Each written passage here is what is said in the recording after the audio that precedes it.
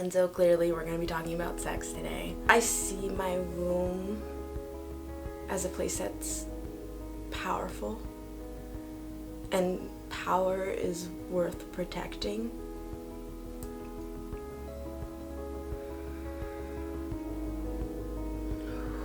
Hi everyone, and welcome to my channel. My name is Sierra Emalaire, and I am so excited to take you on this journey with me, and I hope that the topic I've chosen to kick off this channel resonates with you and hopefully aligns with some of the things that maybe you've been feeling about your own inner sacred space. Leave a comment below at the end and let me know what you think.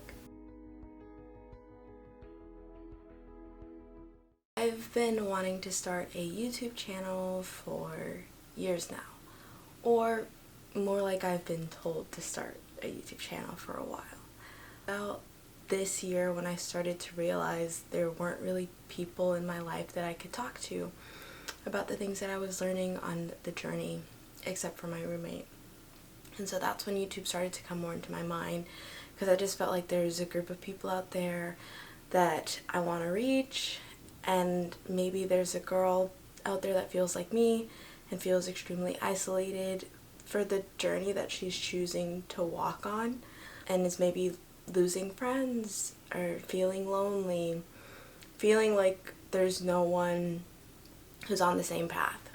But I truly do believe that there are people out there like me, and people who are seeking what I seek. And basically this YouTube channel is for anyone else out there that feels pretty lonely in their walk. I guess we'll start from where I am right now.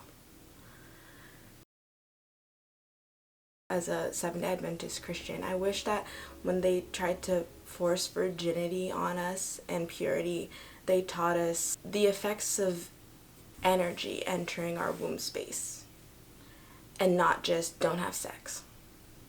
Because what did that make me want to do? Experience this thing that I hear feels really damn good, you know? But I guess I wish I knew then was that your womb space is sacred. It's powerful. It's a source of creative energy in all kinds of ways, not just in poetry or song, but it gives me the capacity to create life. Literally, when it comes to children. But even spiritually, I create my life based on how I maneuver situations that include my womb. And so clearly we're going to be talking about sex today. I remember when I first started bleeding, it was taken so lightly and carelessly, I felt, just from the eyes of a child. Memorial weekend of 7th grade, and school had just finished, and I wake up and I go use the bathroom and it's blood, and I was like, oh, okay. And I just called my mom and I was like, hey, I got my period. And then she just handed me pads, and that's about as far as the conversation went. And so I learned everything I know about sex from a book and from terrible experiences. I only learned about sex and things like that from a very scientific perspective, not from a human perspective, like human relation. And masturbation has always had a bit of shame tied to it for me because of growing up in a Christian home. Like, they would tell you stuff like touching yourself is idolizing yourself. You're creating an idol of yourself if you pleasure yourself. Even though I felt like everything they had taught me was stupid, I still felt the shame that comes with hearing those things. For most of my life, I felt very undesirable, and anytime any guy would give me attention, I just felt obsessed, because it was like, oh my god, someone finally wants me, someone desires me, this may never happen again, I'm putting it all in. And that happened every time. I got to college, by my senior year, it was just like, the one thing I haven't done is had sex with someone, and I feel like I'm ready to. Earlier in my college experience, I was molested by someone that I had grown up with. He was about 10 years older than me. I really trusted him. It was my freshman year. What really sucks is that it happened on the couch while his girlfriend was sleeping in the next room. And it was just, I didn't even realize what had happened to me until maybe like a week later I started processing it. And I really knew it was wrong when he told me, oh, don't tell your aunt that this thing happened. And it's just like, okay, so that was not right. And also you woke me up out of my sleep to do this thing. Like, I woke up with this thing happening to me. That's a story for another day. Sex and my body being sacred was not even something I cared about at the time, so much so that I was okay with my first time being in a movie theater and lasting 2 minutes. I try not to find myself in a shame spiral when I think about that, but it's pretty tough because it's just like, damn, wow, I did that. I stayed in that sexual relationship with that guy for about 2.5 years off and on, learning a bunch of things in that time and just really feeling like I was nothing by the end of it. I've only had about 2 or 3 instances in my life where the life-ending thoughts felt so overwhelming. And at the end of that thing, that's when it felt the most real. And that's the day that I consider my life turned around and allowed me to come to where I am today. Because in that moment, I couldn't even see my life ahead of me. When I tried to visualize things, I had been so broken at that point that it was like, even if I wanted to see where I could be, I don't see a future for me. And so, lots of things came through that time, and I'm still choosing every single day to keep living, because if I let those thoughts come back, they could engulf me. So then after that, I healed for a little bit, and then I was like, oh, I'm hot. Like, I really didn't think that I was an attractive person up to that point, and through that whole thing he made me feel very like, just, I'm so lucky that he's even interested in me.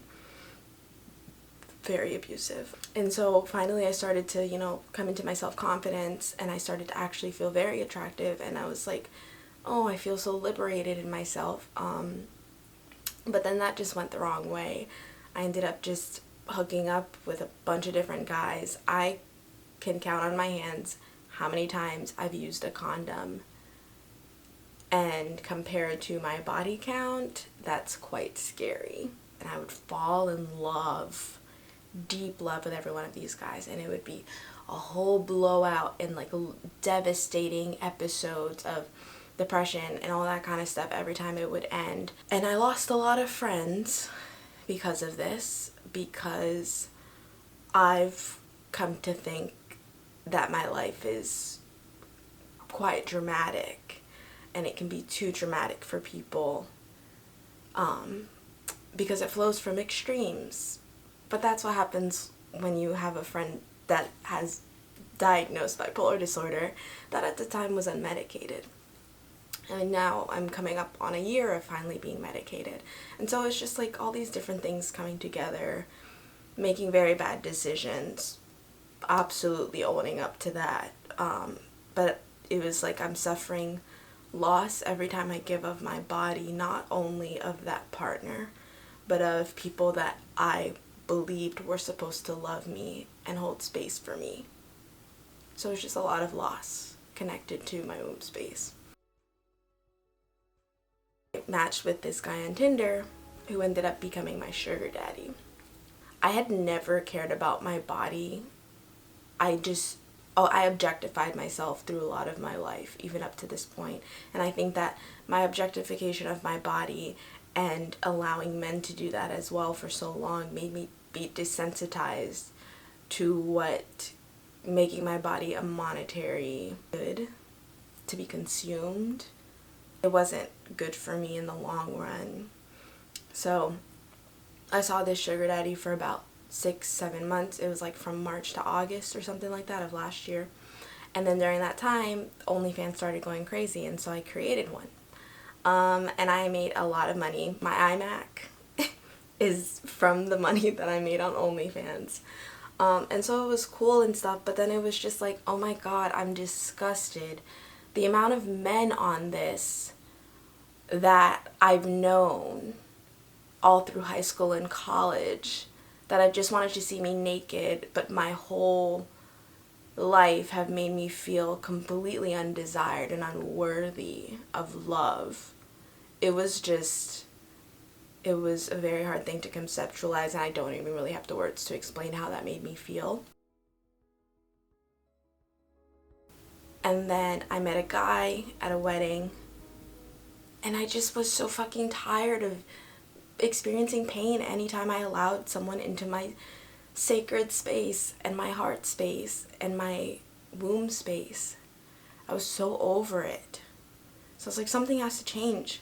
I really tried to date myself intentionally and focus on myself from the month of February until about April. The last guy that I had hooked up with before this decision was back in November, and in January I decided, I was like, I want to try my best to be celibate. Like, I think that I need this and deserve this, and my womb space has a lot of healing to do. At that point, I hadn't touched myself in 3 months, and that extended into about a 5-month period, 6-month period, just because my relationship with my body had become so tainted and disjointed and dissociated, because I found myself having to separate from my body anytime I stepped into a sexual space with someone. In April, I went to a wedding that really, I think, was the catalyst for the journey that I'm on currently. And it really caused me to rethink everything I've known. It really forced me to dive into myself, isolate, dive into my spirituality, figure out what I want for myself, and just elevate my vibration. That's really what was my focus. So eventually one day I was really, I've been really fucking with amethyst, figuring out my intuition, and I was like, I think I want to remove my birth control. That's a very big decision for me, because I've been on birth control since the end of my junior year of college. And if I could have been on it sooner, at the time, I would have been. My period pains were equal to birthing pains. Like the contractions women experience when they're trying to push a baby out of that small hole, that's the kind of pain I would experience. I could barely go to classes. I would sleep all the time. And it got so bad that one day I was at my internship and I was crouched under the desk holding myself in fetal position, because the pain my body was feeling was just unbearable. And yet again, when I asked my mom about it, she's like, well, welcome to womanhood. When I was asking about birth control, she's like, well, you can drive yourself and go get it. And so I was like, okay. So everything that has happened with my sexuality and my womb space, it's been very lonely. It's been navigating things by myself and just doing what I think is best, even if it's not and it ends up hurting me.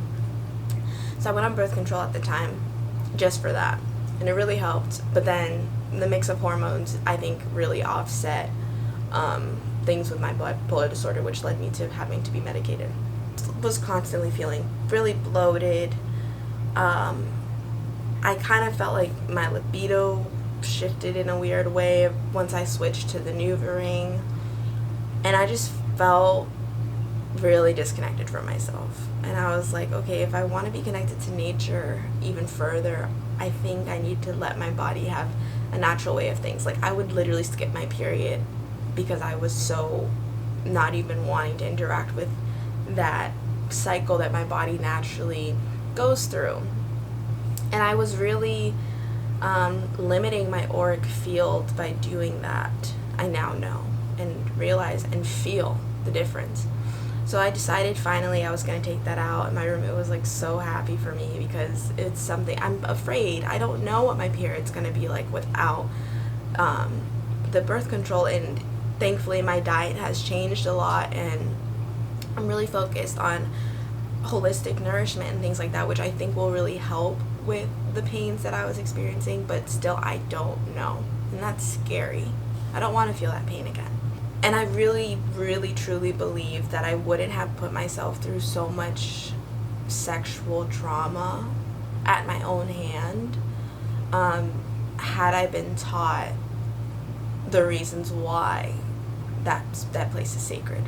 When you allow people into your life in general, you're allowing their energy, their intentions, all these things to come in, mix in, and affect your journey.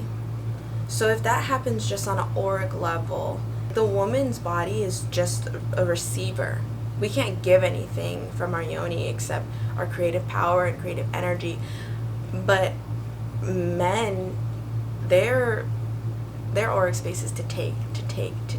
So I'm just receiving all of the things that this man is doing and dealing with and experiencing. And he's taking all of the sacredness and power and sensuality and creativity that I have harbored in my yoni, which after it happened so many times, that space is going to feel very depleted. So now I know, like, I don't want anyone in my yoni space that does not honor me, does not hold space for me, does not see me, does not want to know me on a deep level. Like, if you can't do those basic things, I cannot allow you into this space. Sex is an exchange. It's an exchange of energies, and yes, it's the giving and the receiving, and it's very complicated and things like that. But like, what do I want to receive from the person I'm allowing into that space? If I naturally harbor power, creativity, and all of these things within my womb space, don't I want to receive things that only enhance that? That's kind of like the journey of my womb. And I'm really, really happy that I'm off of birth control now. Like, I kind of was always like, I hate those girls that I always talk about, like, when they finally got off birth control, but like, it's just, for me, it actually has been very helpful. I feel like my head is clearer. I literally am so intentional about following my intuition, even down to the type of spoon I choose to eat my food with for the day. Like, it's the smallest things that I'm trying to do to charge my intuition, and that wouldn't really be able to happen had I still had that hormonal blockage that's caused by birth control and things like that. I'm more careful of the foods that make my stomach and my womb space feel certain ways, and I tap into the creative energy that space allows for me. And I feel like it may even help me to start writing again, because it has been a while.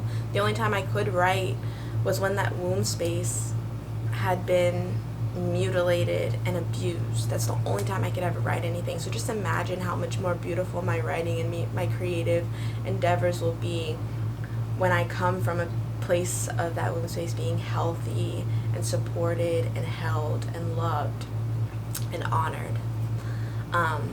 So yeah, let me know what other things you guys want to know about on this channel. I'm really, really excited to keep this going with the things that I'm finding on the journey and the things that I'm learning.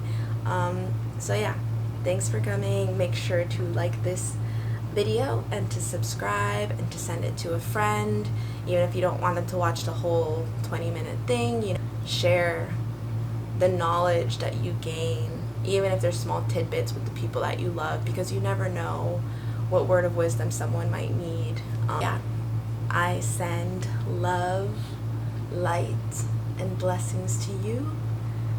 Thank you for sharing this space with me, and I can't wait to see you again soon.